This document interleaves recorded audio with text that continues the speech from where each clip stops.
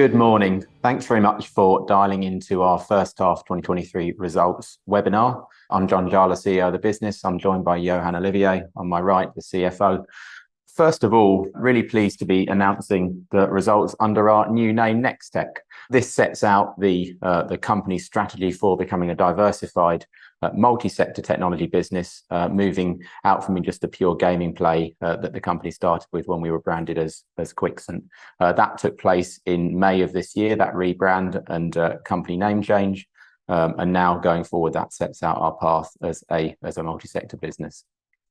Going forward, the overview of the company. So just a bit of a recap. We're an AIM-listed technology business. We enable customers in certain selected vertical markets to outsource non-core aspects of their products to us. What that enables them to do is to focus on the parts of their business or the parts of their products which really differentiate and drive their commercial success. We've deployed that strategy within gaming already, and that's where the company started. And now as we go forward and drive our growth strategy, we're all about driving that into other markets. And we enable that outsourcing of non-core aspects of their products by combining several engineering disciplines, computer hardware design, software development, display and mechanical engineering expertise, combined with knowledge or domain knowledge of the industries in which we focus. And what that means is it's a really easy decision for customers within those markets to outsource to us and focus on what matters most to their business. We generate a lot of IP, so we've got 22 patents granted and 28 trademarks, around 240 employees around the business, operations in 7 countries globally and customers in 50. So a really truly multinational business. And our average employee tenure is 6 years, so a stable workforce as well. And we've also had a historically strong track record of growth, so 19% CAGR in revenues up to full year 22. And just a sort of a bit of the flavour around our sector positioning, which is broadly unchanged in the first half of this year versus last year.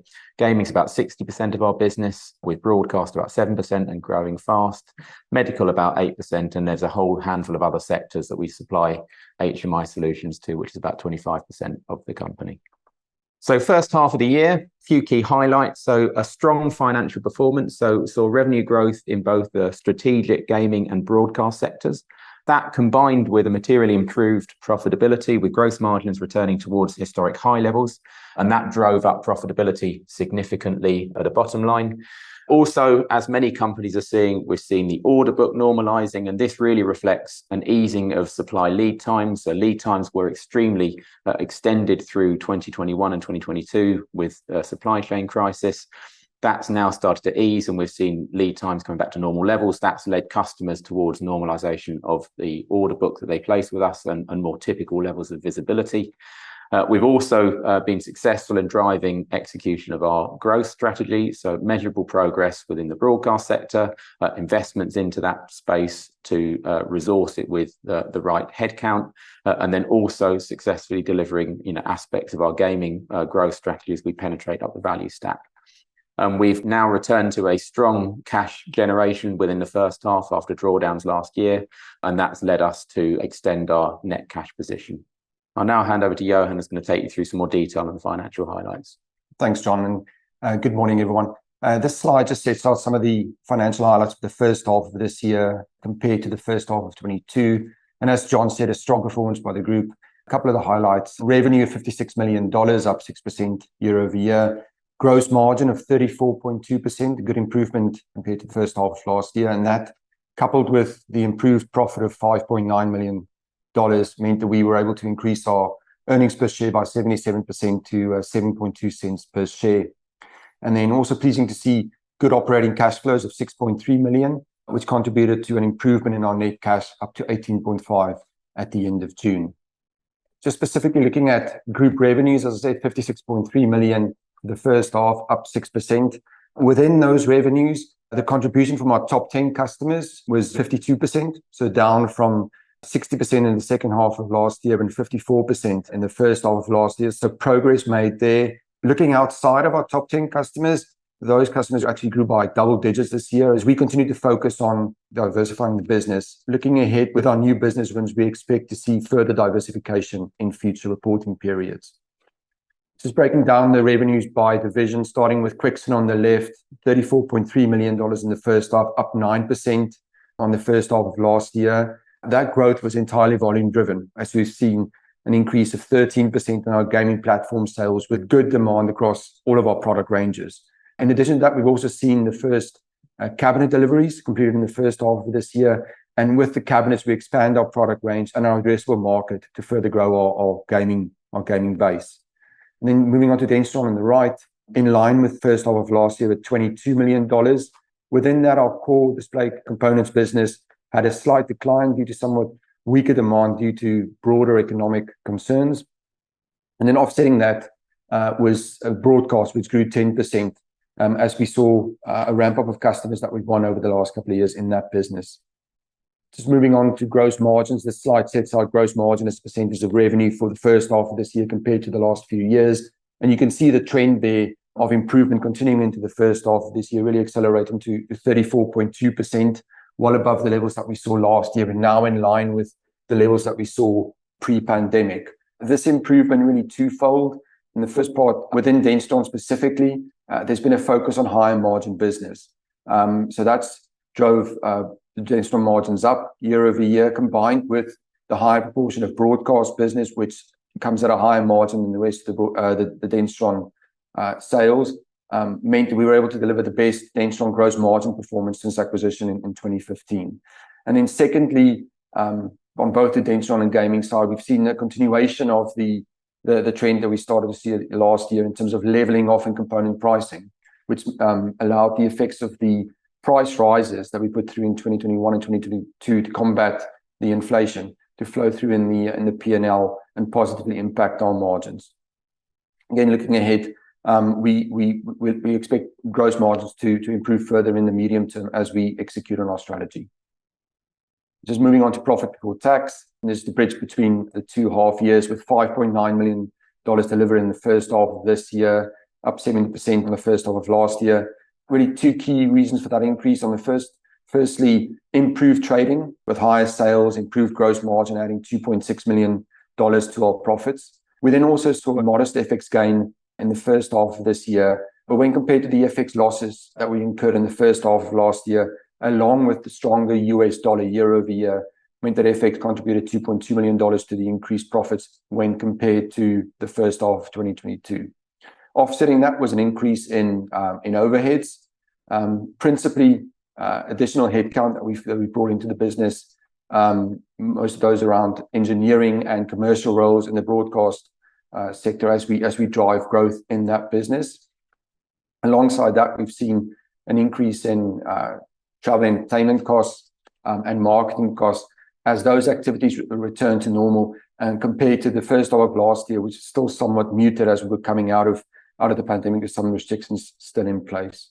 And then just more broadly in overheads, we've seen that increase year over year due to the impact of inflation. As we look ahead to the second half of the year, I don't expect any significant increases in our overhead base, apart from just the annualization of the headcount costs for those new hires that came in the first half. Bottom left shows our profit before tax as a percentage of our revenues. The margin increasing in the first half of the year compared to the second half of last year, and also compared to the first half of last year. So continuing with that trend of improvement. And in the medium term, it remains a focus to get back those mid-teen levels of margins that we saw pre-pandemic. And then finally, just in terms of our net cash, we finished the half year at $18.5 million, up 43% on the start of the year.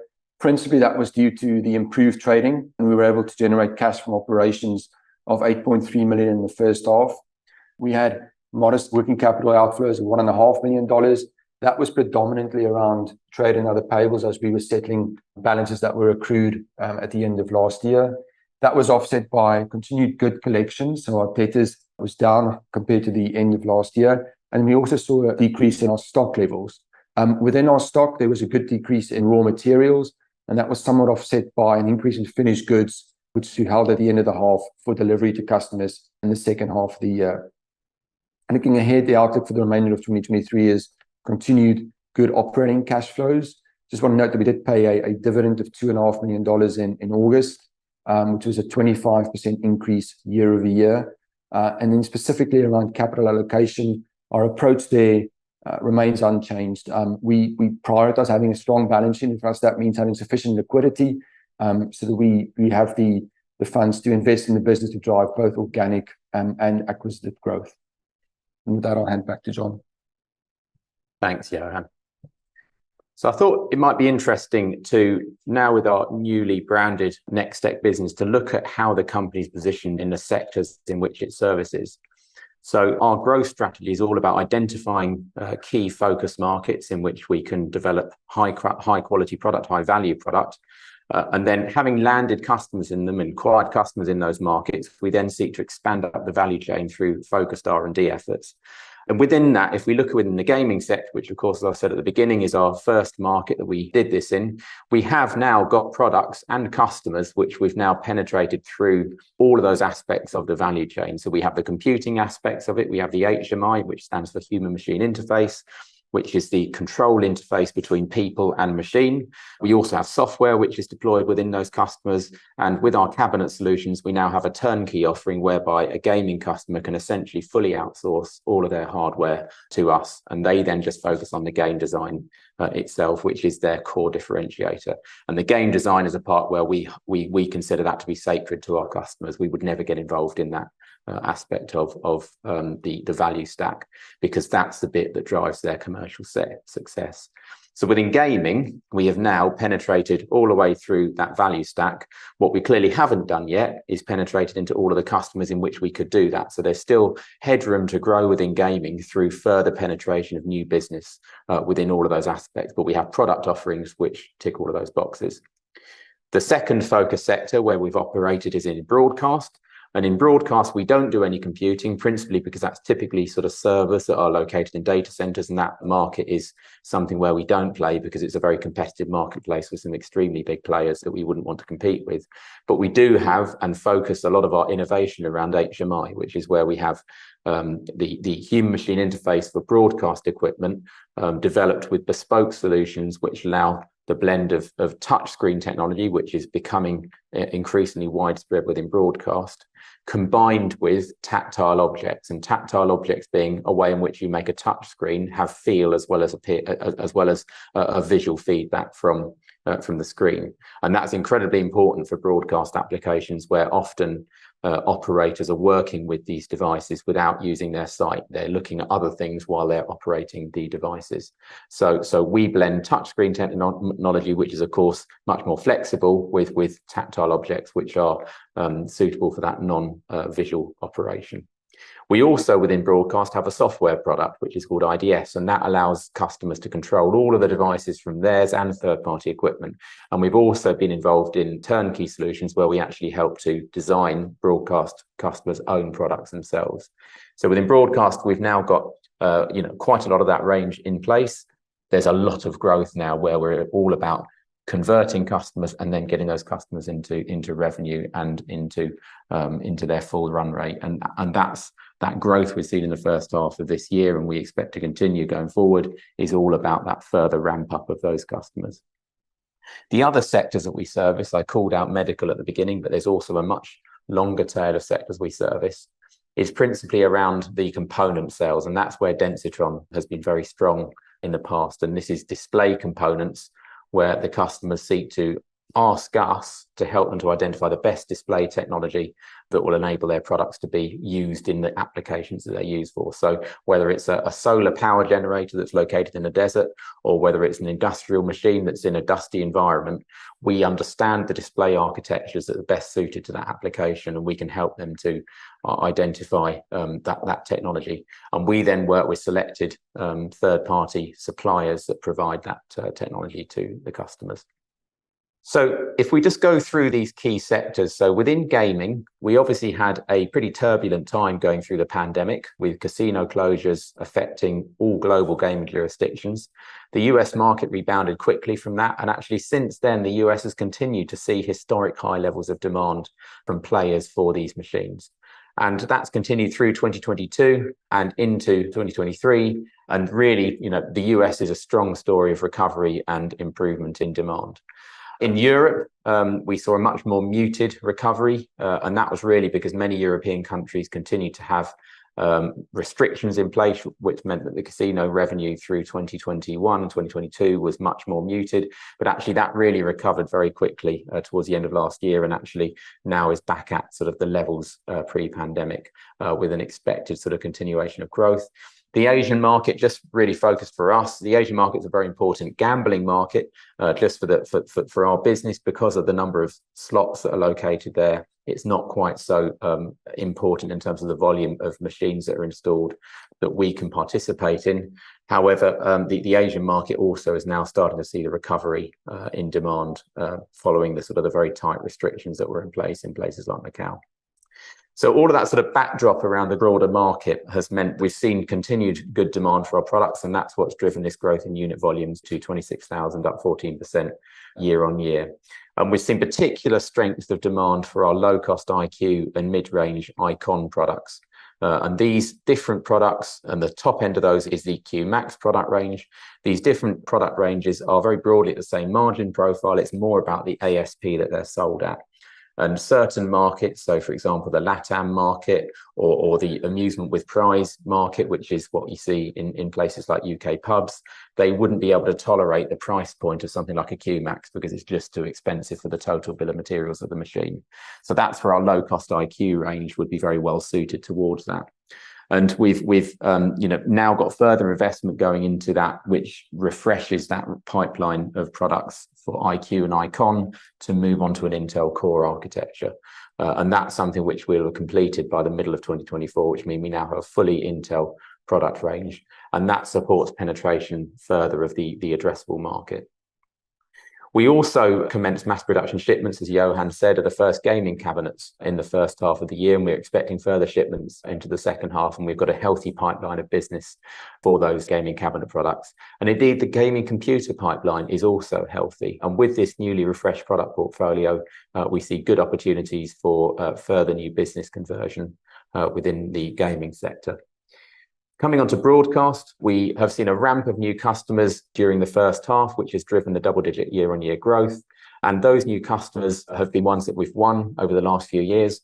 And that we believe will continue now, particularly as we start to get our control solutions deployed into mass production product. That kind of is a marketing tool for us to get further customer wins, because once one customer in the market sees their competitor having one of our products installed within it, it allows a sort of a commencement or a cascade of opportunity within those. And we've got a show coming up in a couple of weeks' time in Amsterdam, which is called IBC, the International Broadcast Convention.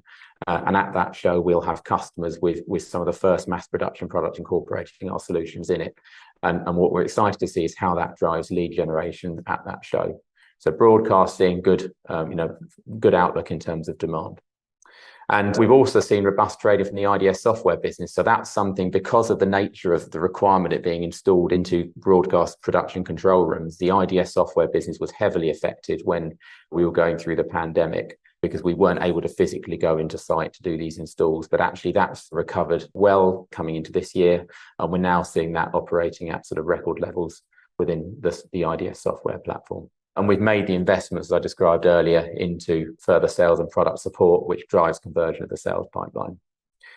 On the sort of the other sectors that we supply the display components to, we've seen a decline in demand, and that's really amid of sort of a broader economic weakness.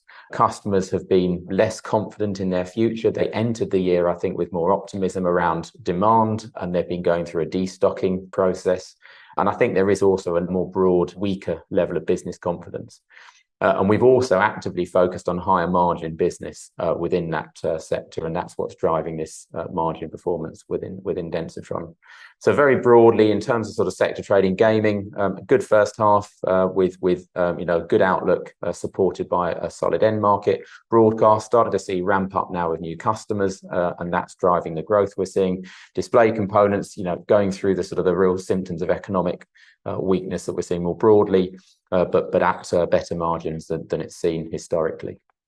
So in terms of the growth strategy I mentioned earlier, so we identify target verticals in which we can win, which the customers would benefit from an outsourced provider, and there's a poorly met need with the existing technology vendors. We then seek to acquire in those markets. We undertake R&D to address those customer technology challenges, penetrate up the value chain, and sometimes we will undertake M&A. And all of that is leveraging what we have as a pedigree in hardware design and software development, and an Asian supply network, which has proven to be so powerful going through the supply challenges we had over the last couple of years. And we've made good progress in all of these aspects of the growth strategy over the first half. So within identification, we are now well underway within our broadcast business of driving that forward. We've made the adequate investments, and we're now looking at sort of the process of identifying adjacent industrial PC markets, which sit around the technology that we developed for gaming, on where we could deploy that and drive a sort of broader sector base for those industrial PC products. We've also been successful in acquiring customers through the year and converting those, and we've had some orders for early in the second half of the year, which is sort of, conversion of that pipeline into real revenues. And, we're excited to see where that goes going forward. And then on R&D, we've continued investment into that, particularly around the iQ and Icon gaming platforms. We also launched the QMax platform and have customers entering mass production in the second half of this year for that. So now a fully Intel pipeline. And we've been now working on penetrating the broadcast customers further up the value chain. So taking them from where they started, which was a display component sale, to now being a fully populated control surface, which incorporates some of these value add components, which we've talked about. And with that sort of, enhanced cash position that we now have, it puts us into a great platform for further M&A to accelerate this diversification of revenue into other sectors beyond gaming, whilst that grows organically. So in terms of outlook, we're expecting revenues for the full year to be broadly in line with the previous year. That is a really solid result given the sort of the broader macro factors that we're seeing. We're seeing a continued normalization of customer inventory levels, but despite that, we're driving that sort of revenue in line with prior and sort of got this more diversified book of business. And that's also in the context of focus on higher quality revenues, particularly around the Densitron display components business. That sort of revenue broadly in line, however, is with a structurally higher operating margin. So through gross margins being improved and through keeping the cost base managed through that, we're seeing a structural enhancement in operating profit margins combined with strong operating cash generation, which has enhanced our net cash position. And we expect that to continue going through the year as well. So all in all, combined, we believe that there are, despite the broader macro factors within the economy, which of course we keep well monitored, we believe the company has strong growth opportunities in the medium term. We have a strong balance sheet, which allows us to take advantage of acquisition opportunities, and that we're well positioned to deliver sustainable long-term growth of the group in a more diversified sector mix. So that's a formal presentation. I'd be very happy to take any questions anybody's got. And we'll go to James Wood at Canaccord. So a couple of questions from me. The first around gross margins. So I'm just wondering, within the gross margin increase, how much of that's really been driven by the supply chain easing versus the any increased mix? And then as a follow up to that, I guess, where do you think gross margins can end up over the medium term, given the structural shift that you're seeing? And then a different question, more around kind of the investment that's going into broadcast sales and engineering. Just wondered if you could provide some colour on the level of investment that's gone in there, and kind of some thoughts really on how long before that starts to contribute. So I'll pick up a bit of this and I'll hand over to you. So just on the margins, so sort of going through the story of what we've done over the last few years. So in 2021, when we entered into this sort of real crunch on electronic components, we saw price hikes on all input costs really across the board, be it anything from metal to semiconductors to passive resistors and capacitors. So everything got more expensive. And we were then sort of fighting against a rising tide as we saw these input costs going to try and pass on those price rises to customers. And we saw through 2021 and the beginning of 2022 the sort of the softer gross margins as a result of that. And really that softer gross margin was because the price increases that we affected took a period of time to propagate through the profit and loss, because we had actually very, very extended order books through that year, because customers were desperately placing orders with us to try and make sure they safeguarded stock. So as those price rises have started to propagate through the order book, even without input costs going down, you saw an improvement in our gross margin, or a recovery in our gross margin towards previous levels. We haven't, generally speaking, taken any cost savings to customers at this stage, because we still have some persistently high input costs in some components. I know there's a lot in the sort of the press about consumer market recovery and consumer market easing in pricing. That is true in certain cases, industrial markets. So there are commodity parts like memory that has eased considerably. There are also parts, however, that have remained persistently high in price, and also indeed some parts which continue to be at very extended lead times. So typically, component lead times were sort of 6 to 8 weeks. There are parts still that are 20 plus weeks, and that's not normal. That's not what we saw pre-21. So pricing in some parts of the industrial markets has remained persistently high, and as a result of that, we have been, not looking to pass on any savings to customers. So as it stands today, structurally, we are at a higher gross margin than we were in the past, although realizing some of that structural margin improvement would require some easing of the component costs further from where we are today. And one of the things that I've said all along is we aren't seeking to profiteer out of the situation, so we wouldn't want to maintain all of that margin enhancement if we start to see the component costs easing further. But I do believe that there is structurally a better margin than we had in the past. And then the second part of this is within the sort of and I guess that's sort of principally around the gaming story. The second part of the margin improvement is around the sort of the Densitron story. And there's a mix point in this, which is we are now, as you can see, growing broadcast quicker than the broader Densitron book. That mix point is driving margins up because the broadcast sector products are higher value products. But also within Densitron, we have looked at the book of business and we are being persistent about where our pricing is. And that sort of focus on higher quality of revenues means that that's got a structurally better margin than it had in the past, and that's been driven by these price increases we also did within that book of business. And we'll be not looking to go back to a world where we're just chasing revenue without good profitability behind that revenue. So I think the story goes as there is opportunity for further margin improvement from this.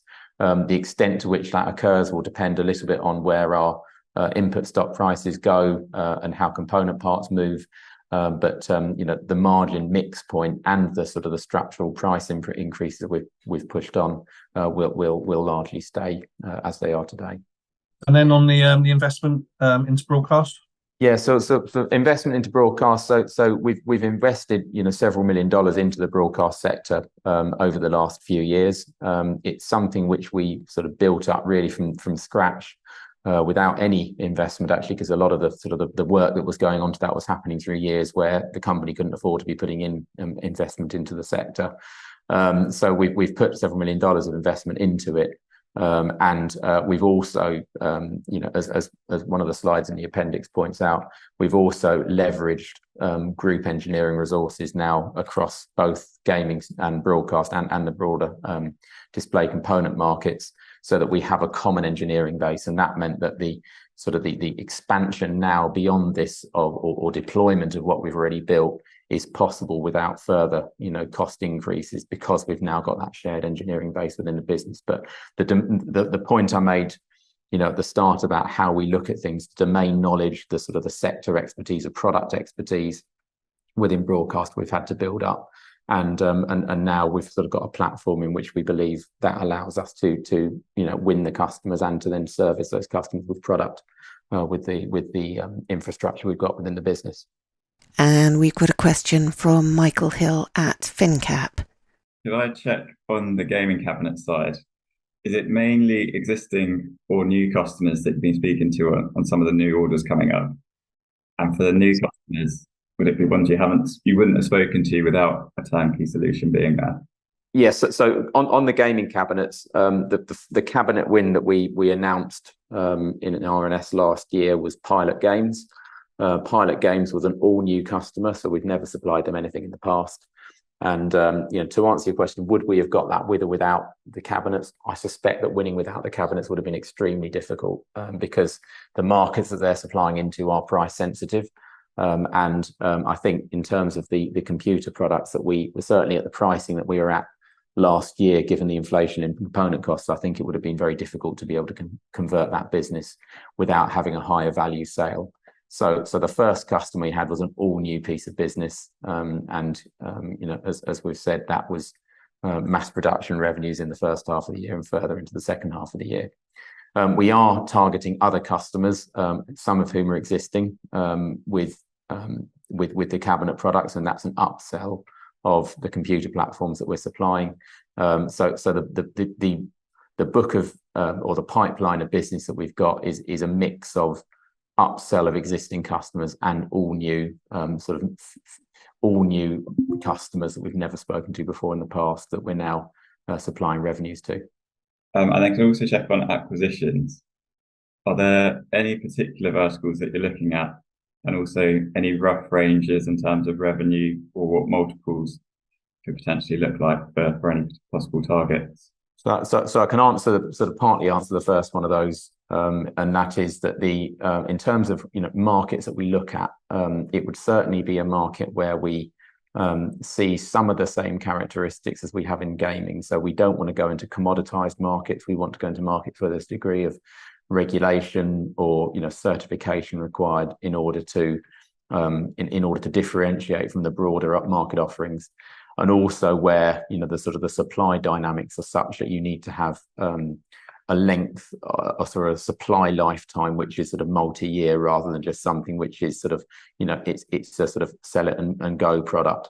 So I think the gaming market had those characteristics. There are other markets which have them. The medical market stands out as one, which we've got a fairly significant amount of business in today already. So other markets like that would fit well into that mix, and with the sort of the industrial PC background that we've got around that, it gives us a good platform to target those markets. In terms of sort of multiples and sizing, so you can see our financials and analyze them much better than I can in terms of what we could be looking at and what would be affordable, and indeed you've got a good knowledge of the multiples in the market that are secure, that are available on acquisitions. But one of the things that I think I would point out to that is the board historically has always been conservative about its use of debt, and it's not to say we haven't had net debt in the past. We have, and we used debt to finance the acquisition of Densitron in 2015. But certainly we're not a board which has an aggressive attitude towards usage of debt, and so whatever we did acquire would be at sort of conservative borrowing limits, and we'd have good coverage of that debt to service it. And there's a question from Simon Strong at Equity Development. Are you seeing any early signs of Chinese consumer confidence weakening at your customers in terms of lower footfall at casinos? So far, no. Just taking our biggest market is the US by revenue, and just taking the casino revenue prints that we're seeing, there is no evidence that players are spending less in casinos than they did last year or pre-pandemic indeed. So at the moment there is no sign of a slowing of demand for these slots. And so, provided that continues, we expect to see continued consumption of our products as they look to refresh these machines. The gaming market more broadly has been quite resilient surprisingly resilient, I'd say, in economic weakness. And so, whilst the COVID effects were very pronounced on it for obvious reasons, it wasn't a normal economic event. That was about sort of restrictions and a lack of people going out to entertainment venues. Sort of with more broad normal economic weakness, the gaming market's usually fairly resilient. Great, thank you very much. And that's the end of questions. Do you have any closing remarks? So I think hopefully you come away with the same sort of feeling as we have with the business, which is first half it was a decent period. The enhancements in profitability, which we've promised now for several reporting periods, have continued to gather steam, and now we're back at sort of former levels of profitability with what we believe to be sort of over time more to come. The revenue is now, despite the sort of the broader macro factors, is expected to be in line with prior year, but with plenty of pipeline prospects for growth going forward. So ultimately, we believe the company is really well positioned for a sustainable growth story, and really importantly, a sustainable growth story with a more diversified revenue mix than the company's seen in the past. And we've made many of the steps necessary to be able to do that, and now have furthermore this balance sheet that allows us to take advantage of acquisitions as companies become available to us in order to execute on.